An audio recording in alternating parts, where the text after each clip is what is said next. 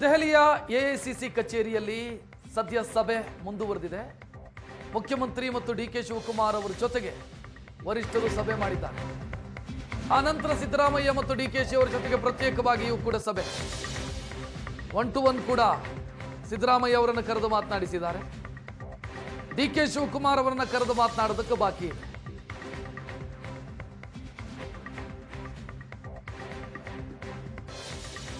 ದೆಹಲಿಯಲ್ಲಿ ಕ್ಷಣಕ್ಕೊಂದು ಬೆಳವಣಿಗೆ ಆಗ್ತಾ ಇದೆ, ಕುತೂಹಲ ಕಾರಣ ಆಗ್ತಾ ಇದೆ. ಸಂಜೆ ಮತ್ತೊಂದು ಸುತ್ತಿನ ಸಭೆ ನಡೆಸೋದಕ್ಕೆ ರಾಹುಲ್ ಗಾಂಧಿ ತೀರ್ಮಾನಿಸಿದ್ದಾರೆ. 1-to-1 ಮುಖಾಮುಖಿ ಚರ್ಚೆ ಆದ ನಂತರ ಮತ್ತೊಂದು ಸಭೆಯಾಗತ್ತೆ. ಅಂತಿಮವಾಗಿ ಸೋನಿಯಾ ಗಾಂಧಿ ಅವರ ಬಳಿಯೂ ಕೂಡ ಹೋಗುವಂತ ಸಾಧ್ಯತೆ ಇದೆ. 1-to-1 ಆಗಿ ಮುಖಾಮುಖಿ ಚರ್ಚೆಯಾಗಿ ನಂತರ ಸೋನಿಯಾ ಗಾಂಧಿ ಅವರ ಬಳಿಯೂ ಕೂಡ ಹೋಗುವಂತ ಸಾಧ್ಯತೆ ಇದೆ. ಅಂದ್ರೆ ಏನೇ ಡಿಸಿಷನ್ ಆದರೂ ಕೂಡ 10th ಜನಪಥ್ ಸೋನಿಯಾ ಗಾಂಧಿ ಅವರ ನಿವಾಸದಲ್ಲೇ ಆಗಬಹುದು. ಪ್ರಮುಖ ನಿರ್ಧಾರಗಳೇನಾದರೂ ಆಗೋದಿದ್ರೆ, ಅದು ನಾಯಕತ್ವ ಬದಲಾವಣೆಯಂತ ನಿರ್ಧಾರ ಅಂತಾದ್ರೆ ಸೋನಿಯಾ ಗಾಂಧಿ ಅವರ ನಿವಾಸದಲ್ಲೇ ಆಗತ್ತೆ ಅಂತ ಫೈನಲ್ ಅಂತಿಮ ಹಂತದ ಮಾತುಕತೆ ಅಲ್ಲೇ ಆಗಬೇಕು, ಅಲ್ಲೇ ಆಗುವಂತ ಸಾಧ್ಯತೆಗಳಿದ್ದಾವೆ.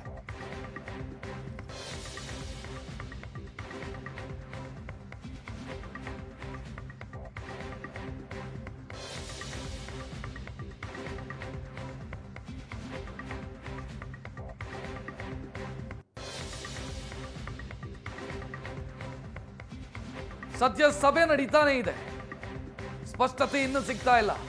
ಯಾರನ್ನು ಕರೆದು ಮಾತನಾಡಿದ್ರು, ಏನಾಯಿತು ಸಭೆಯಲ್ಲಿ, ಯಾರ ಬೇಡಿಕೆ ಏನಾಗಿತ್ತು, ಇದರ ಡೀಟೇಲ್ ಇನ್ನೂ ಕೂಡ ಲಭ್ಯ ಆಗ್ತಾ ಇಲ್ಲ.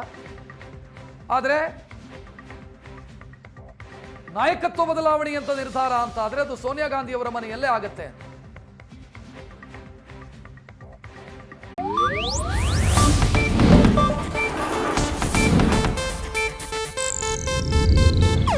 ಇದು ಏಷ್ಯಾನೆಟ್ ನ್ಯೂಸ್ ನೆಟ್ವರ್ಕ್ ಪ್ರಸ್ತುತಿ.